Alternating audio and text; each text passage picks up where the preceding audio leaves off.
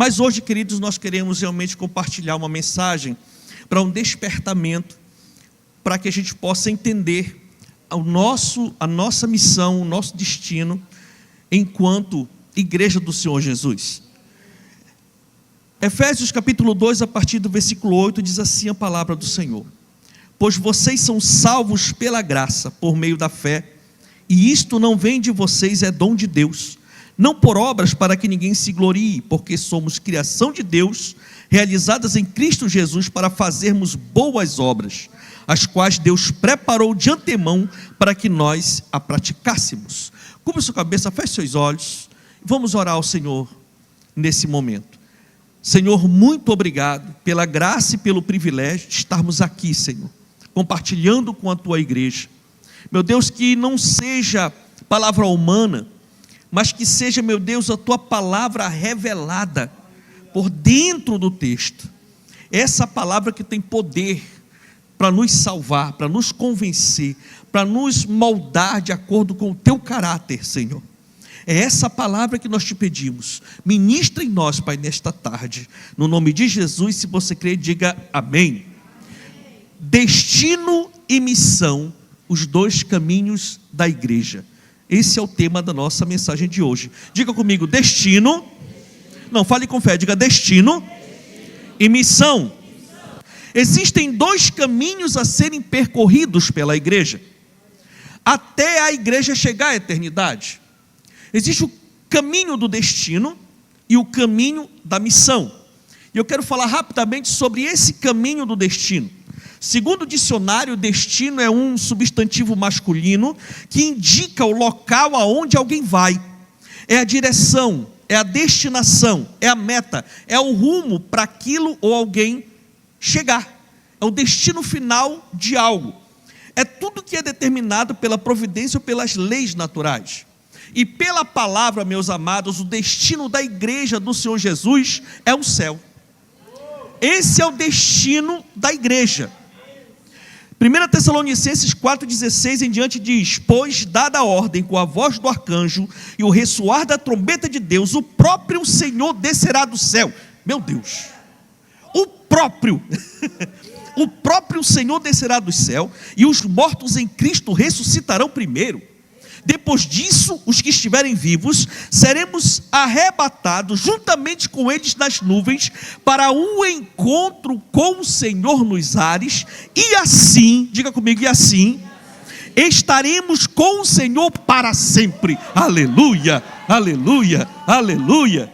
Esse é o destino final dos crentes, onde encontrarão a perfeita alegria, a paz e liberdade do pecado, do mundo, do maligno, que perturba demais o crente enquanto ele está nessa terra.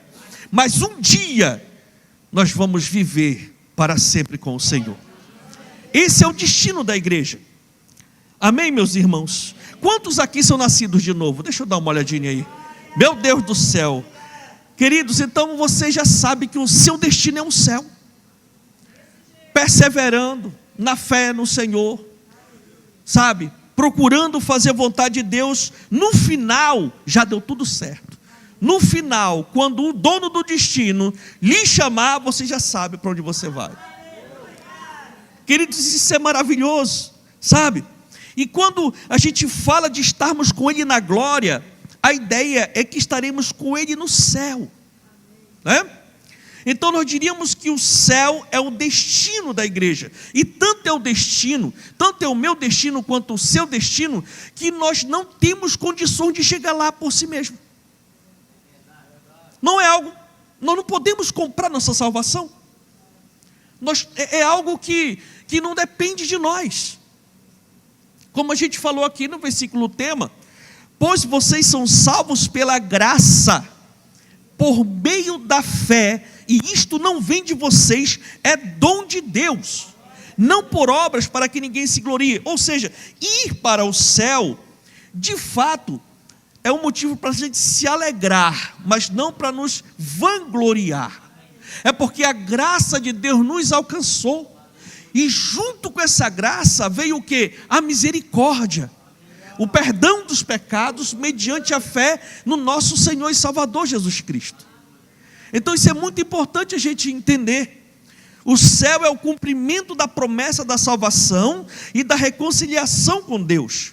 A igreja é chamada a buscar e desejar o céu, como se, assim, não se prendendo, às questões deste mundo.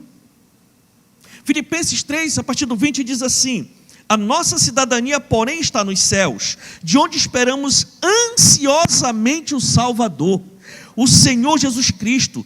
Pelo poder que o capacita a colocar todas as coisas debaixo do seu domínio, Ele transformará os nossos corpos humilhados, tornando-os semelhantes ao seu corpo glorioso. Aleluia! Tem muita gente que eu olho assim, observo, a pessoa faz tanto plano com as coisas desta terra, que parece que ele tem que viver 3 vidas para poder cumprir tudo, sabe? Então é importante nós entendermos que o nosso destino é o céu, o destino da igreja é o céu, e precisamos ter esse entendimento.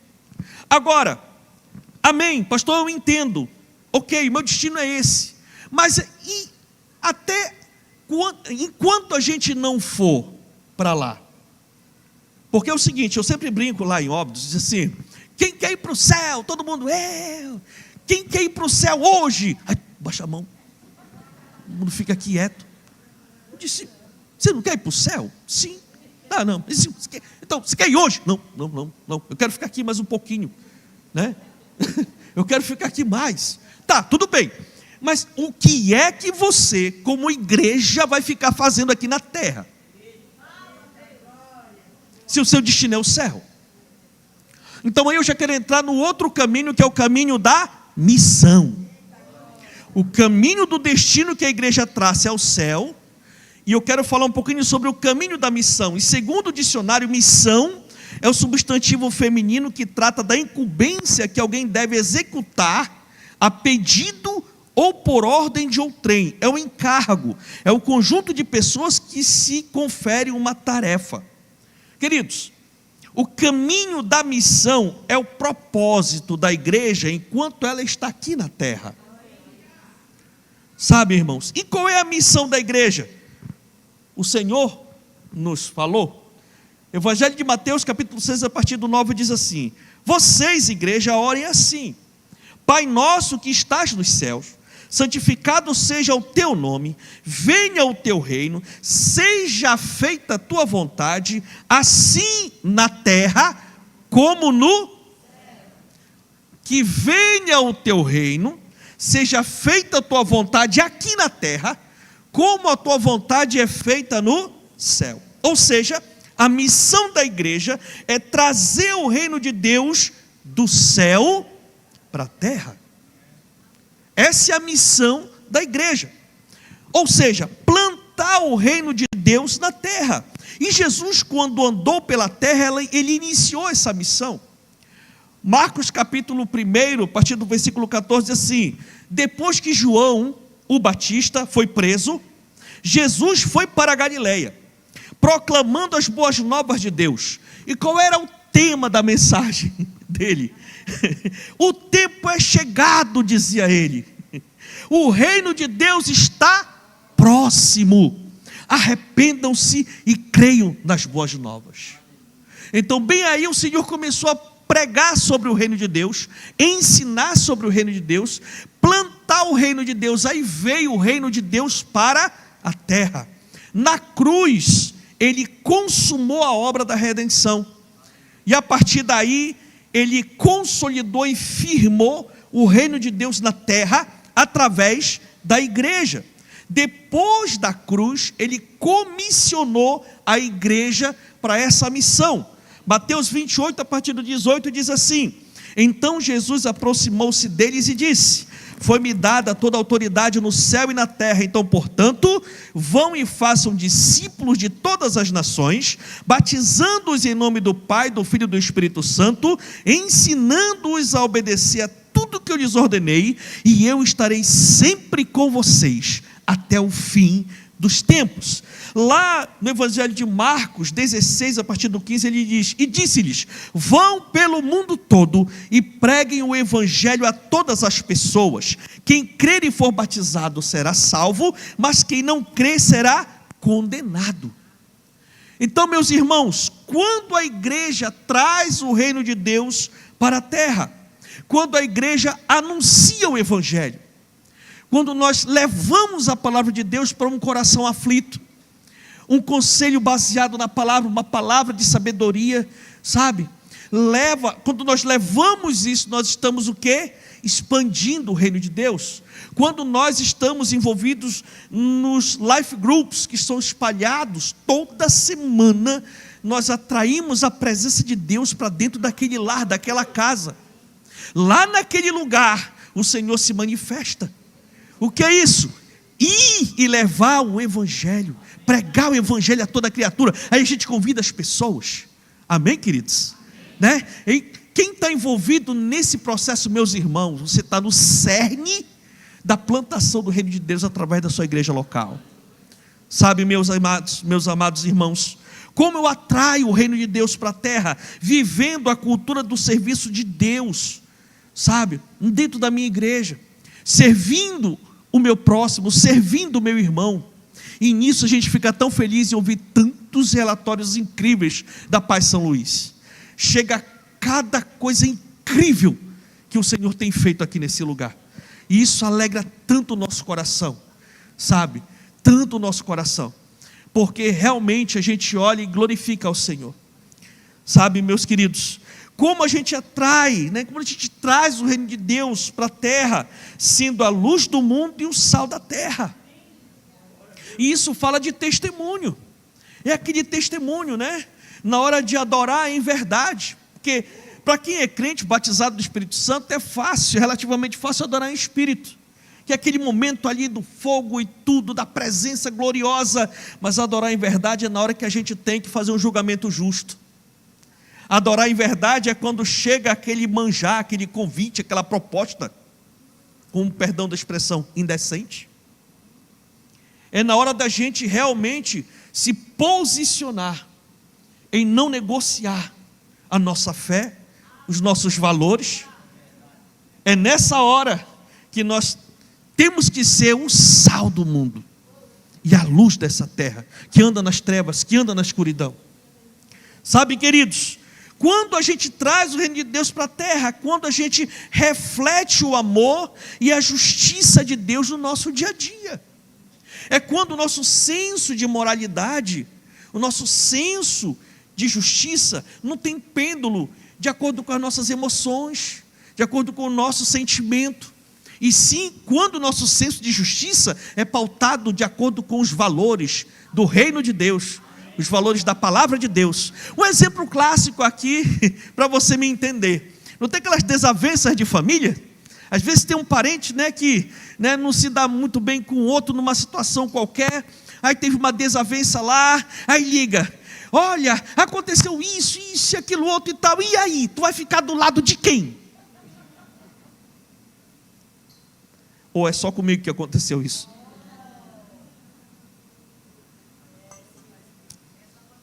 Tu vai ficar do lado de quem?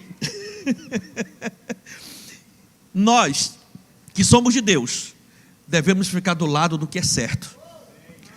E o que é que diz para nós que é o certo e o errado?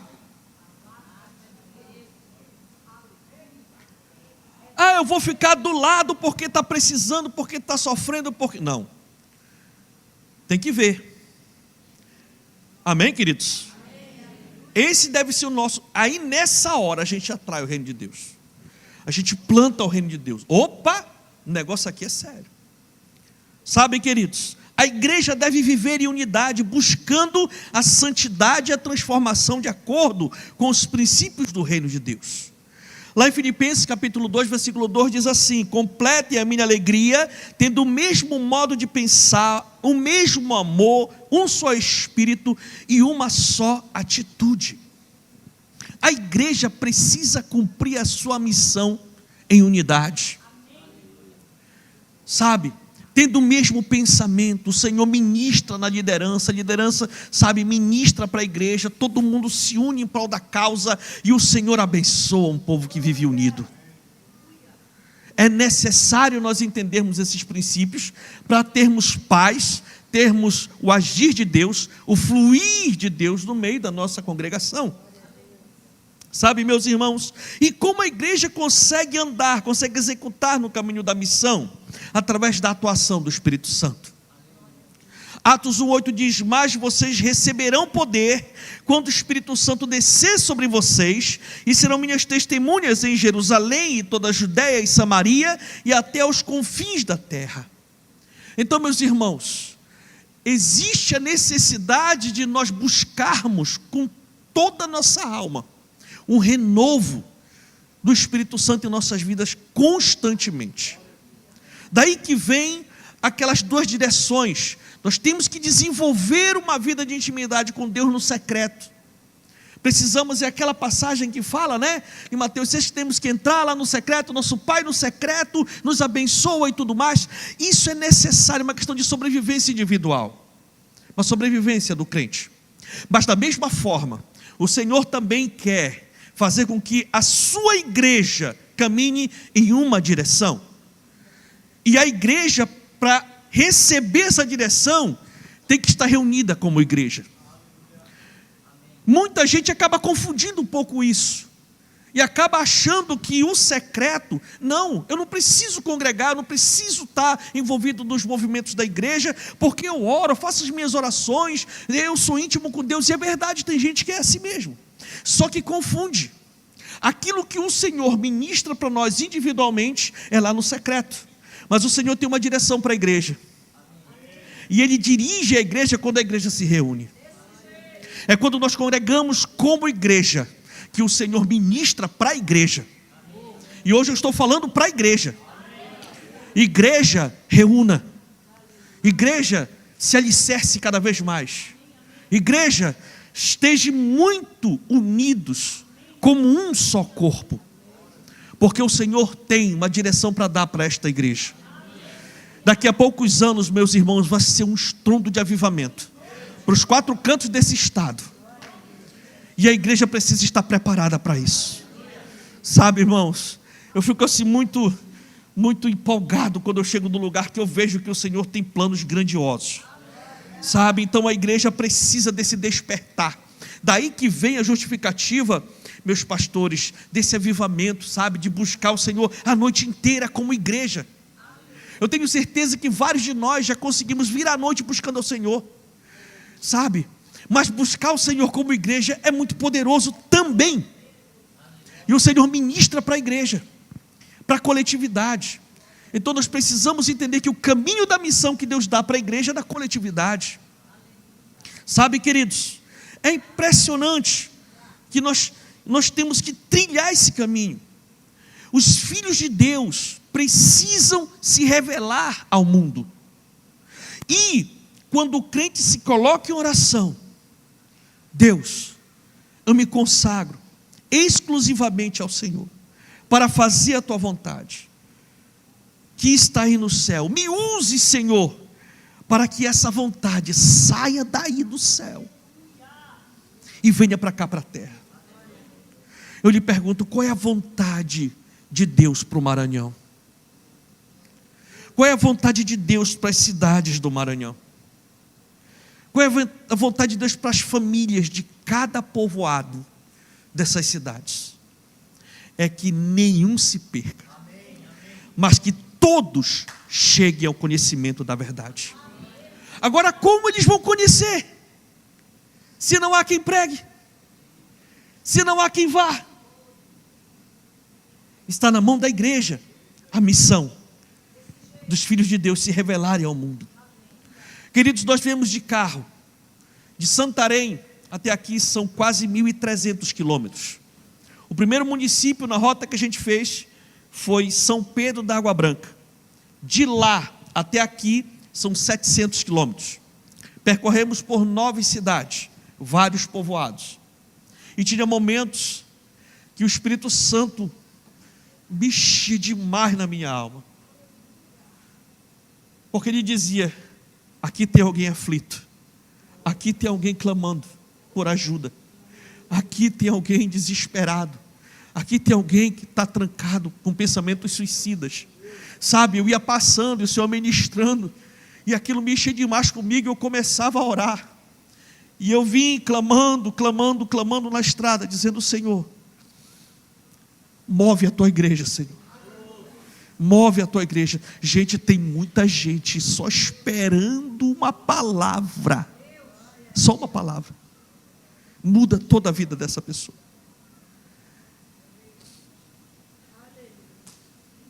Essa é a nossa missão. Essa é a missão da Paz São Luís. O problema, meus queridos, para terminar essa mensagem, é que muita gente está confundindo o caminho do destino com o caminho da missão. Tem gente que acha que só porque já está salvo, já não precisa se envolver em nada, porque já está salvo. Não investe mais, não se envolve em nada. Não, deixa para os outros, aí eu estou de boa. E muitas vezes exige que toda a estrutura, com muito amor e carinho eu falo isso, mas exige que toda a estrutura, que o pastor, a equipe pastoral, tudo esteja 100% à disposição da pessoa, que está só esperando o momento de ir para o céu. Havia um pastor dos nossos pioneiros, pastor Rico, que ele diz assim: rapaz, parece que tem crente que não presta para nada, só para ir para o céu mesmo. Só para ir para o céu. Ele está falando justamente nesse sentido, que a pessoa está confundindo o destino dela com a missão. Sabe, o destino, meu irmão, já está trilhado, amém ou não amém? No final das contas já deu tudo certo, você vai morar com o Senhor. Mas nós precisamos cumprir a missão que o Senhor nos deu como igreja nessa terra. Levante-se, homem de Deus, levante-se, mulher de Deus. O Senhor quer te usar. Seus dons, seus talentos, suas habilidades, nós temos uma rede ministerial poderosa, que aproveita todo tipo de habilidade, de dom, para serviço no reino de Deus. Você faz parte de uma igreja que quer usar você para a glória de Deus, que você tem esse sentimento de pertencimento, sabe? Queridos, isso é impressionante. Mas entenda, o Pentecoste existe por conta da grande comissão. Sabe, o Espírito Santo veio, né? Tomou de conta de todos os que estavam ali, e depois dali o que eles fizeram? Começaram a expandir o reino, pregar as boas novas, começaram a fazer missões. Então a presença de Deus vem com uma finalidade, que é para nos impulsionar para a missão. Que esses dias sejam dias poderosos, que esses dias sejam dias de o Senhor visitar essa igreja de uma forma extraordinária. Eu não tenho dúvidas de que, sabe, os dons espirituais, sabe, abertura assim da mente, Deus vai estar fazendo um mover poderoso nessa igreja, mas tudo isso com um propósito, é de você receber isso, e isso lhe impulsionar, para você cumprir a sua missão como igreja. Sabe, meus irmãos, nós precisamos ter essa certeza na nossa vida. Quando alguém chega assim e diz assim: Deus tem um propósito para a tua vida, parece uma frase meio clichê, mas não é, que é isso mesmo. O propósito é a missão. Você é tão precioso, tão necessário, tão importante nas engrenagens dessa igreja, que a igreja não consegue alcançar a plenitude da missão dela se você não estiver ativo dentro dela. Essa que é a verdade. E eu vim de lá daquele lugar para dizer isso para você. Sabe, nós temos uma missão. O pastor Elson tem falado, e a gente tem ouvido. A pastora Rami tem falado, a gente tem ouvido. E verdadeiramente, eles não estão de brincadeira, nunca estiveram. Sempre procuraram fazer a obra de Deus de uma forma intensa, ilibada. E por isso Deus se agrada. E Deus é com eles, e as coisas têm fluído de uma forma incrivelmente poderosa. Não confunda, meu irmão. Se você já está com o seu destino em Cristo, se despreocupe. Muita coisa ainda vai acontecer. Escatologicamente, ainda tem muita coisa na Bíblia que precisa acontecer. A gente olha para ver os fins dos tempos, as coisas se mexendo e se cumprindo. Ok, está na Bíblia, vai acontecer. Se despreocupe, porque se você está em Cristo, o seu destino é o céu. É o céu. Agora, enquanto você está nesta terra, descanse do destino, mas priorize a sua missão. Priorize sua missão. Priorize sua missão. Priorize sua missão.